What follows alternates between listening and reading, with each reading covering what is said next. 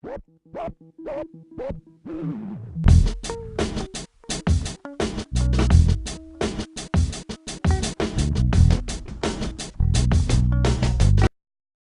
pode ajudar a divulgar esse estudo aí para mais pessoas, para que as pessoas possam acompanhar onde quer que elas estejam, os estudos bíblicos online aí que acontecem toda semana, toda quinta-feira, às 3h30 da tarde.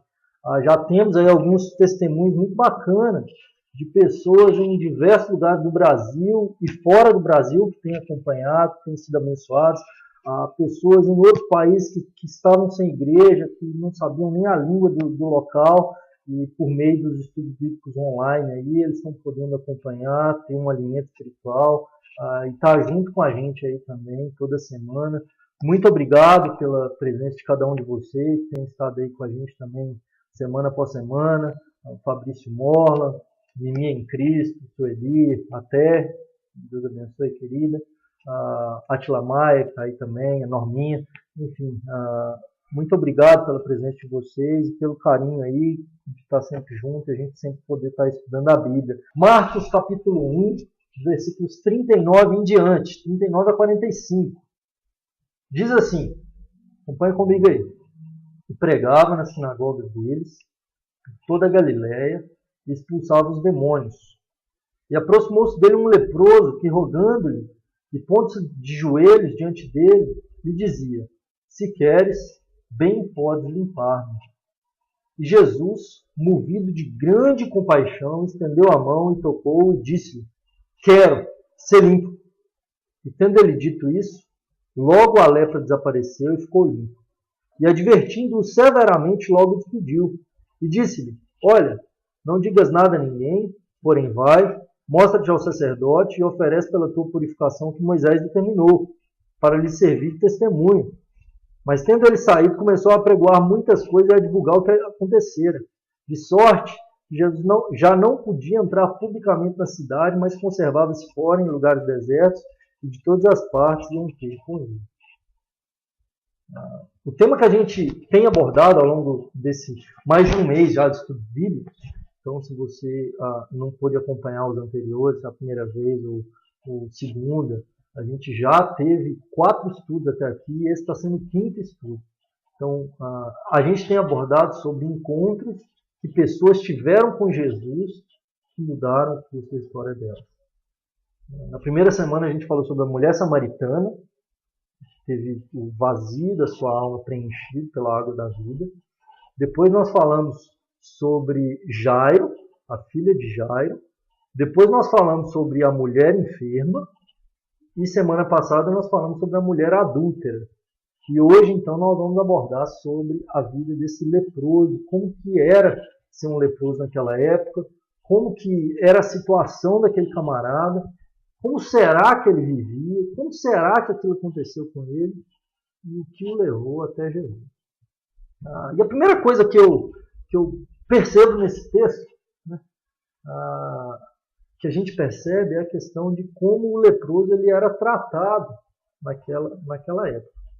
Se a gente for olhar lá na lei de purificação e tudo mais, o leproso, quando se descobria a lepra em alguém, essa pessoa era considerada imunda. Ela não estava mais pura cerimonialmente, ela não poderia entrar no templo. Ela não poderia entrar no templo para adorar a Deus ou para ouvir a leitura das Escrituras. Ela não poderia participar da vida religiosa daquela sociedade. E pior, ela não poderia participar da vida social daquela sociedade. Ela não poderia participar de festas, ela não poderia participar, ela não poderia nem mesmo morar na casa junto com seus familiares, se não fossem leprosos. Então o leproso, quando se descobria a lepra nele, ele perdia tudo. Então, não tinha muita opção para o leproso. Se ele tinha status, se ele tinha bens, se ele tinha muito dinheiro, se ele tinha muitos filhos, se ele tinha esposa, se ele tinha uma posição social muito elevada naquela sociedade, tudo que ele tivesse, se ele tivesse lepra, que era considerado uma doença imunda naquela sociedade, há mais ou menos 2.000 anos atrás, ele perderia tudo que ele tinha. Então esse homem que a gente vai descobrir sobre ele, talvez ele tivesse posse. Talvez no passado ele tivesse uma grande família. Talvez no passado ele viesse de um casamento feliz. Talvez ele fosse um judeu que servia a Deus, que era piedoso, que queria de fato fazer as coisas de acordo com a vontade de Deus. Mas a lepra é algo que vem e que vinha naquela época sem avisar. Daí a pouco a pessoa percebia que ela não estava sentindo mais as pontas dos dedos, talvez. Ela se cortava e não percebia que se cortava. E então ela se apresentava ao sacerdote. O sacerdote olhava para aquela doença e dizia: imundo. E outra coisa é que onde quer que o leproso fosse, ele tinha que dizer que ele era imundo. Então se ele chegasse num lugar, se um leproso chegasse num lugar e ele não dissesse que ele era imundo para as pessoas, ele poderia ser morto. Então ele era condenado à morte. Se alguém descobrisse que ele era um leproso, ele seria morto. Então, não poucas vezes nas escrituras a gente vai ver isso.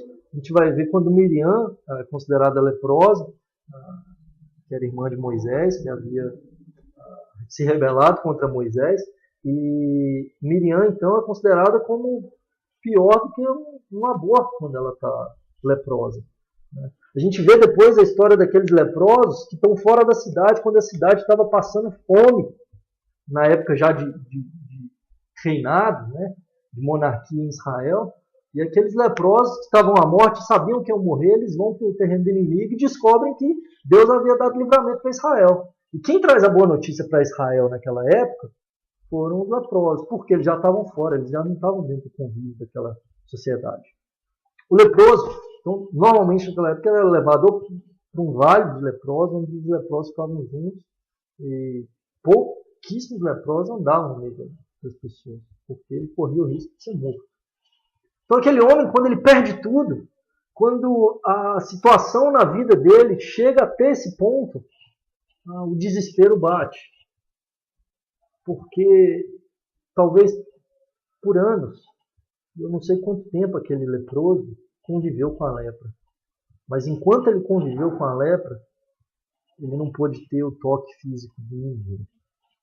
Enquanto aquele homem conviveu com aquela doença maldita, que destruiu toda a vida dele, que destruiu todo o convívio social dele, que destruiu todos os bens que ele tinha, que acabou com a vida profissional dele. O que quer que ele tinha, ele perdeu por causa daquela doença. E onde quer que ele chegava agora, e ele tinha que dizer que ele era imundo, as pessoas olhavam para ele com um olhar repugnante. Imundo. Não chegue perto de mim. Se ele desse um passo na direção de uma pessoa, as pessoas davam um passo para trás. E elas não queriam contato, nem relacionamento algum com aquele homem. Para eles, ele era repugnante. Melhor seria que ele morresse. E ninguém tinha expectativa de que ele fosse curado. Aquele homem, naquela situação, percebeu que não tinha mais chance para ele. Ele sabia que se ele chegasse para a esposa dele, ela teria que dar um passo atrás. Ela não ia tocar nele. O risco de pegar aquela doença era grande e ela não queria que... Ele já não podia abraçar seus filhos. Ele já não podia sentir o calor de nenhuma pessoa. E ele já não sabia que era isso há muito. E ele fica sabendo que Jesus ia passar naquela região. E aquele homem toma uma decisão muito radical. Ele diz: eu vou até Jesus. Só que é o seguinte, Jesus, por onde quer que ele passava, não é que ele tinha os discípulos só ao redor dele. Sempre havia grande multidão ao redor de Jesus. Aquele leproso decide ir até Jesus, talvez na sua última cartada, dizendo: Jesus é o filho de Davi. E ele pode me curar. Se eu for até ele, das duas uma. Ou ele vai me rejeitar e eu vou ser morto, mas eu vou morrer, a situação que eu me encontro já é terrível mesmo. ou ele pode me curar e ele vai me curar. E então, essa situação de miséria, de tragédia, pode ser transformada por Jesus. E aquele homem toma a decisão de chegar até Jesus. E quando aquele leproso chega até Jesus, e aí é onde começa o texto bíblico, quando nós lemos, Marcos capítulo 1, versos 39 a 45, a gente vê aquele homem chegando até Jesus, e ele se lança aos pés de Jesus. E ele se põe de joelhos diante de Jesus e clama, né? Se queres, podes purificar-me. Se você quiser, você pode purificar. A atitude de se colocar de joelhos diante de alguém não era comum. Ninguém se punha de joelhos diante de um homem. Aquele leproso, ao se aproximar de Jesus, ele reconhece que Jesus era o Filho de Deus, ele reconhece que Jesus era o Filho de Davi, aquele que haveria de vir, o Messias que haveria de vir para salvar o mundo. Ele reconhece que ele estava diante do rei. Não só um rei comum, mas o Rei dos Reis, o Senhor dos Senhores. E aquele leproso se lança aos pés de Jesus em profunda humilhação, clamando a ele para que tivesse misericórdia dele. E aquele homem olha para Jesus e diz: olha, se o Senhor quiser, o Senhor pode me purificar. Naquele momento, aquele leproso sabia que Jesus podia purificá-lo se ele quisesse. E a expectativa dele é que talvez ele fosse curado. Ele sabia que se Jesus não quisesse, ele não seria purificado. Ele coloca isso muito claro. Se o Senhor quiser, o Senhor pode me purificar. Eu sei disso. E aqui a gente entra numa situação que é maravilhosa demais, querido.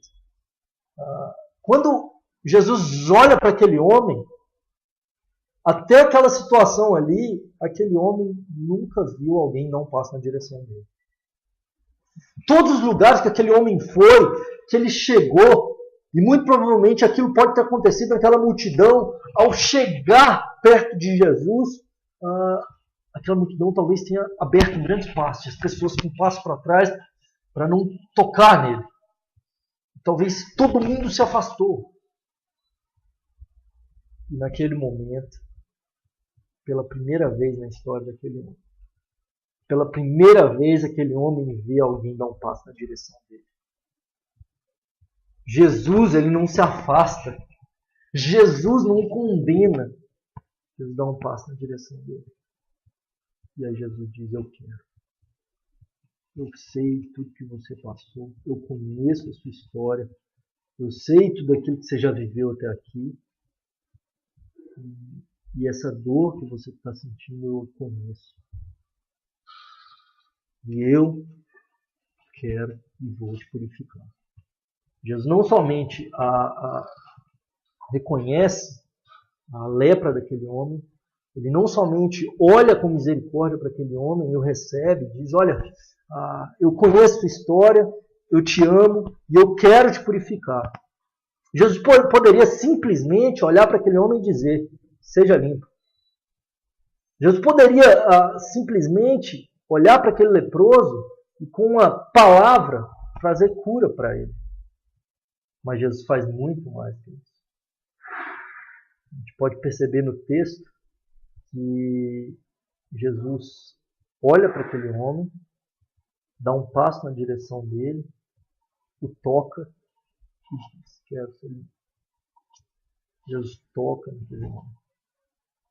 Aquele homem, talvez, todos os anos que ele teve aquela lepra, ele não sentiu o toque de ninguém.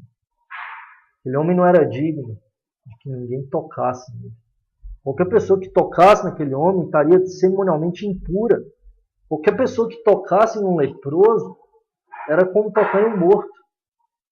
Ela não poderia entrar no templo. Ela teria que se purificar. Ela teria que se purificar com água. E ela seria imunda até o fim do dia.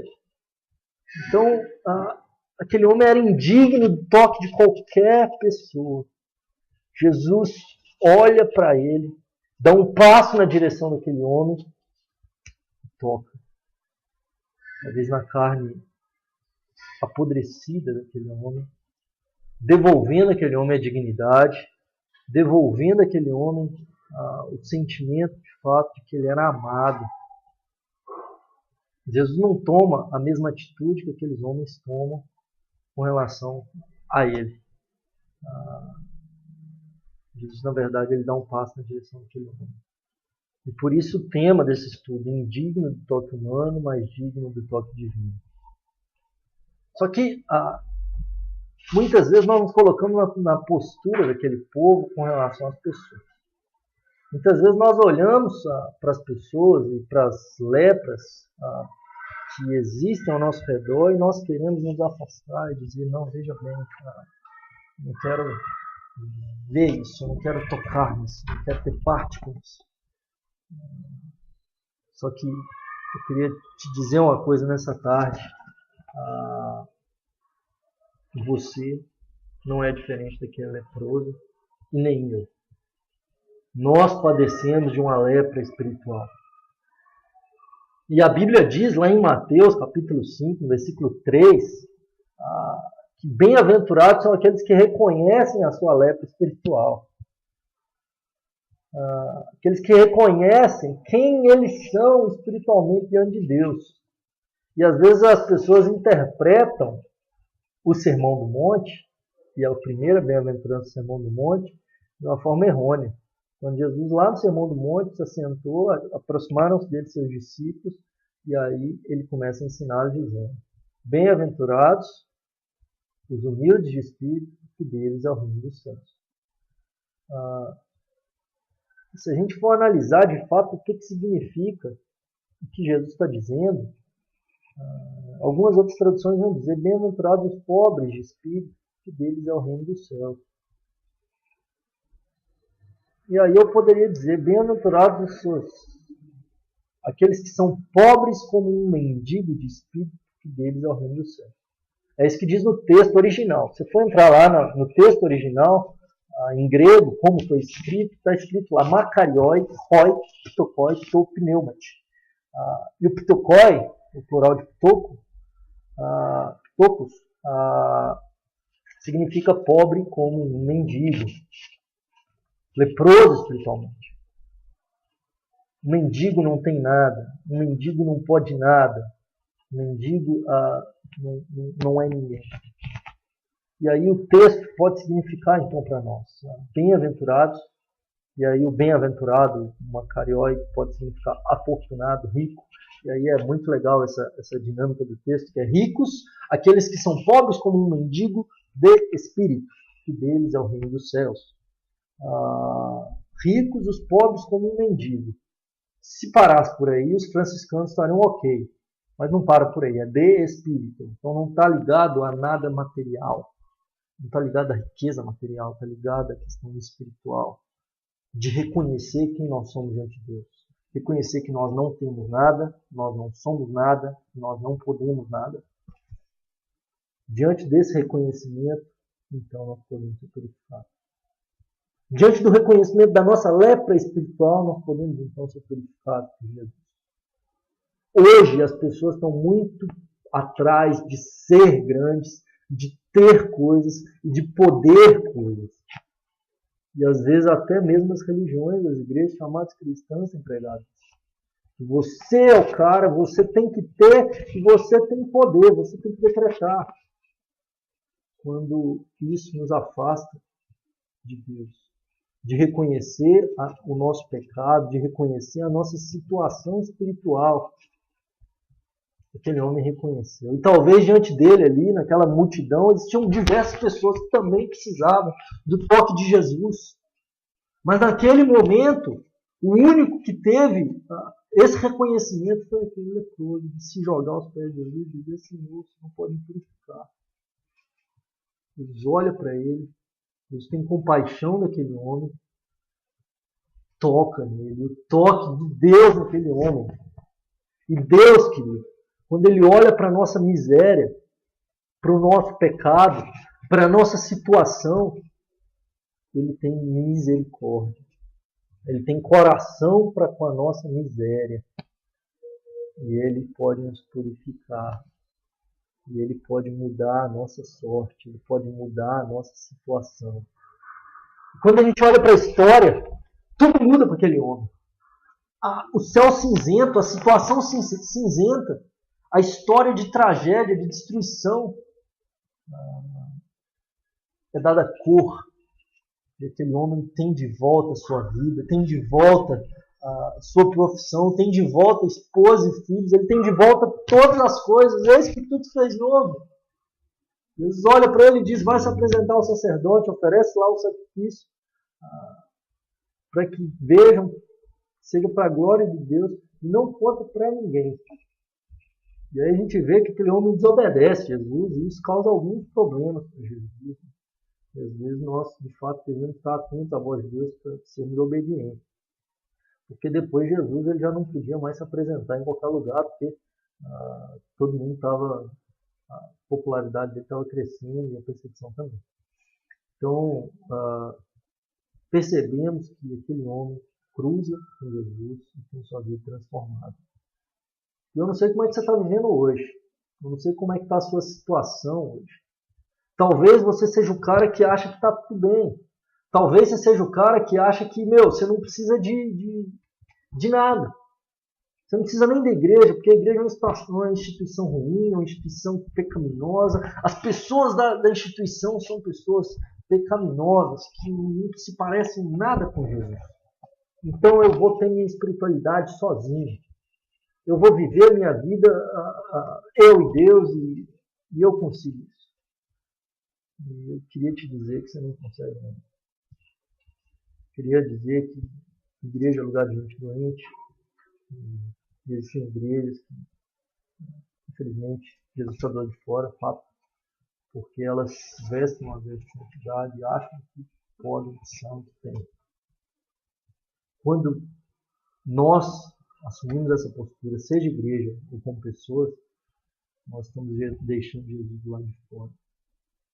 Quando nós achamos que podemos, quando nós achamos que somos alguma coisa, quando nós achamos que temos alguma coisa, nós tiramos a glória que é de Deus para puxá-la para nós. E isso não é cristianismo. O cristianismo, a primeira coisa dele é reconhecer quem nós somos.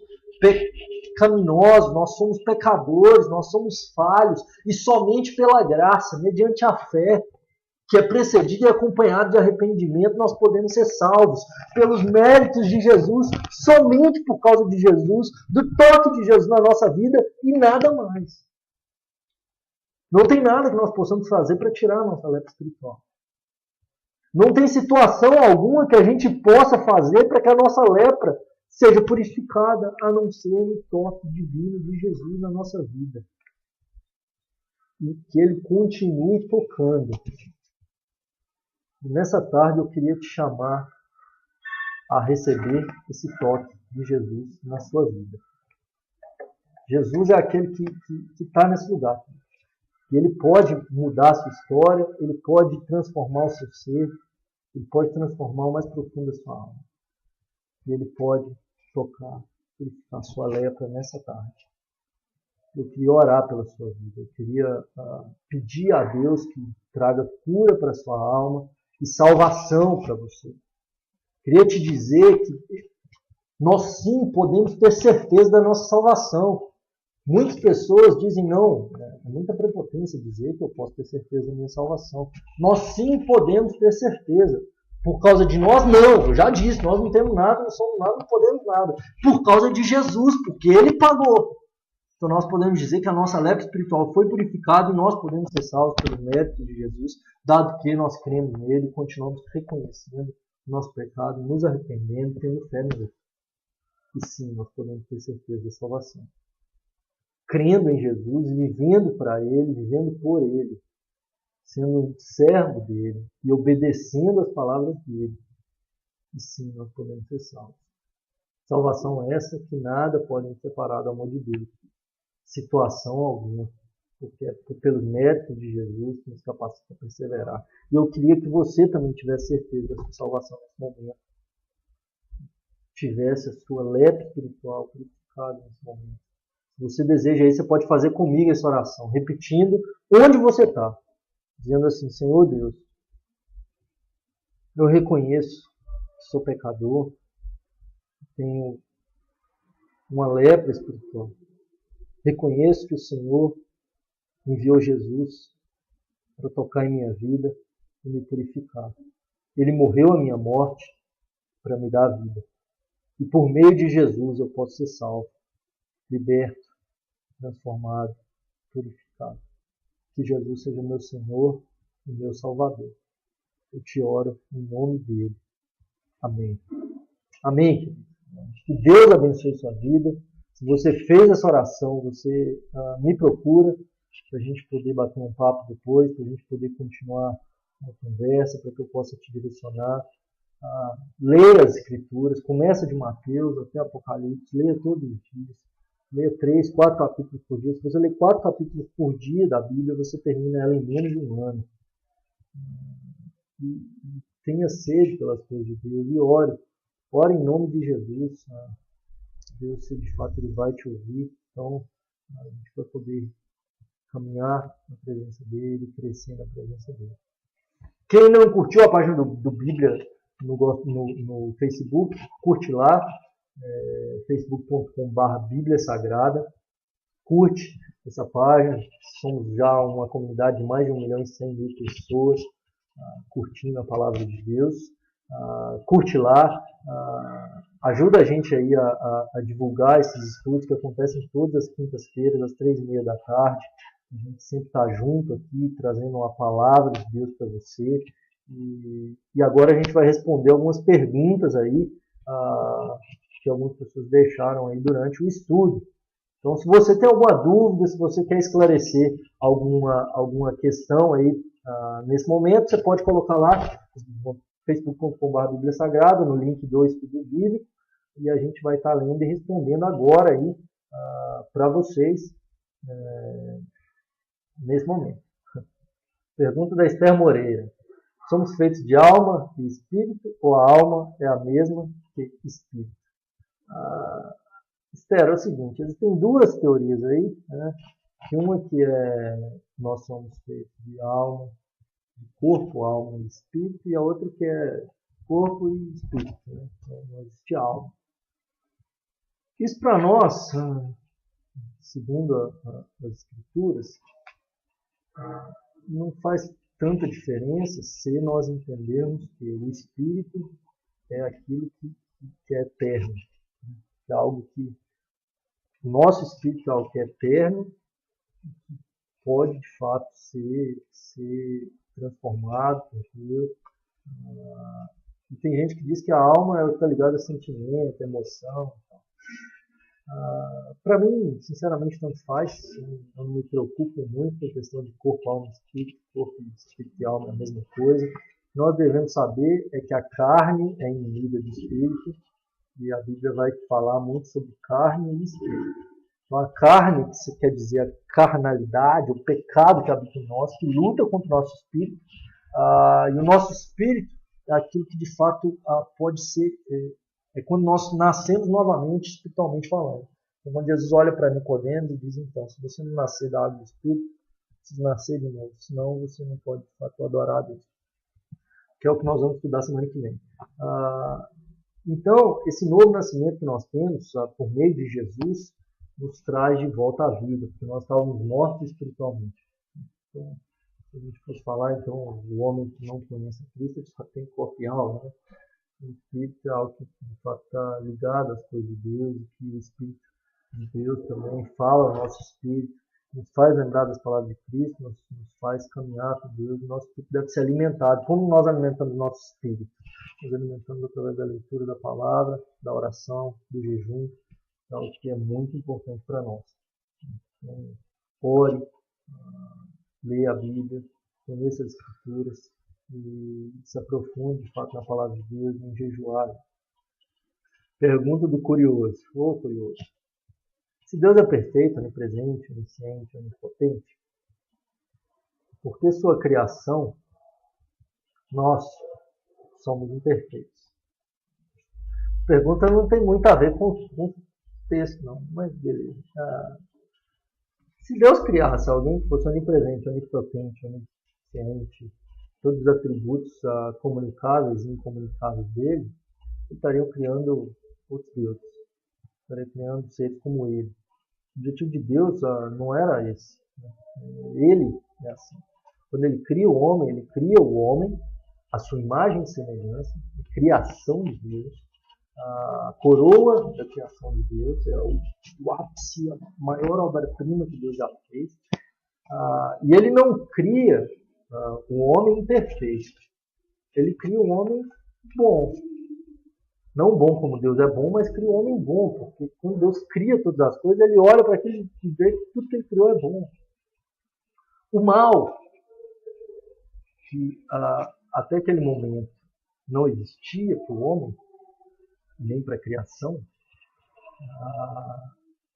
nada mais é do que a desobediência a Deus, a falta de Deus, ou quando Deus ele não está no centro, quando nós tiramos a glória de Deus para dar glória para qualquer outra coisa. Então o homem caiu por conta do seu livre-arbítrio que existia em Adão. Ele escolhe o que é errado e ele cai. Quando Deus criou o homem, ele já sabia que isso aconteceria. Por isso Deus já havia preparado, desde Gênesis 3,15, que chama proto-evangelho, que Jesus viria para salvar o homem, para não deixar ele nessa situação de pecado, de destruição, de imperfeição. E aí, então, por causa de Jesus, nós sim podemos ser transformados, por causa da bondade e misericórdia de Deus. A justiça dele foi satisfeita na cruz do Calvário em Jesus, senão nós deveríamos ser condenados. E aí, por intermédio de Jesus, nós vamos receber um corpo glorificado. Tem gente que pensa, então nós vamos para o céu. Não, ele não vai para o céu. Nós vamos receber um corpo glorificado, não é algo só meramente espiritual. É algo que nós vamos receber um novo corpo glorificado. E aí sim, a gente não vai viver essas imperfeições que a gente vê hoje por conta do pecado. Pergunta da Diolina Macena. Por que Jesus não falou para o leproso não falar com ninguém se ele fazia vários milagres na rua e sua fama já era conhecida? Por que Jesus falou para o leproso, né? Não falou. Falou para o leproso não falar com ninguém. Então, a fama de Jesus já estava começando a se espalhar. Mas ela ainda não tinha tomado grandes proporções. Tanto é que está no capítulo 1 ainda de Marcos, quando Marcos colocou o Evangelho. Então, não estava no auge do ministério de Jesus.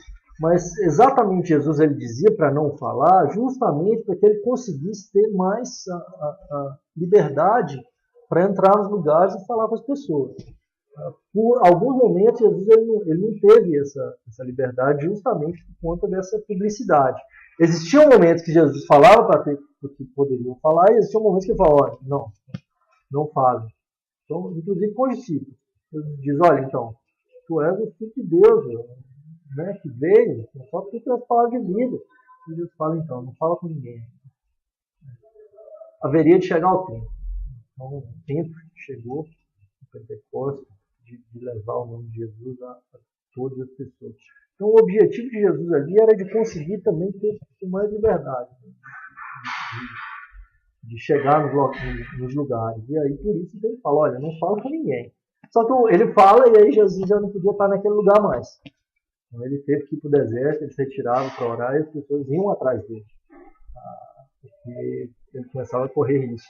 E ainda não era chegada a hora dele, ele sabia disso. Quando é chegada a hora dele, a gente vai ver isso no livro de Lucas muito claramente, a partir do capítulo 9, que ele muda a sua feição, decide no seu coração, de forma intrépida, ir para Jerusalém, porque tinha chegado a hora. E aí do capítulo 9 até lá o 20, você vai ver Jesus indo para Jerusalém, a caminho de Jerusalém, para morrer. Então, ainda não tinha chegado a hora dele, por isso ele diz isso. Haveria de chegar, ainda não era a hora. Né? Então, acabaram as perguntas, não tem mais perguntas. Deus abençoe vocês, galera. Muito bom estar aqui com vocês nessa tarde de quinta-feira. Que o Senhor os abençoe, que o Senhor os guarde, os livre de todo mal. Que a graça de Jesus seja sobre a sua vida, que seja abundante na sua vida, que de fato você possa estar atento às palavras de Jesus para obedecê-lo e para caminhar junto com ele. A gente vai disponibilizar esse vídeo aqui na página do Bíblia Sagrada, para quem chegou no meio, no final, quem não conseguiu acompanhar tudo, quem teve que sair, enfim. Os vídeos a gente sempre vai estar divulgando lá na página do Bíblia Sagrada. Já é o 5º estudo. Na semana que vem a gente vai estar falando sobre Nicodemos, o encontro dele com Jesus à noite. E o que isso mudou na vida daquele homem.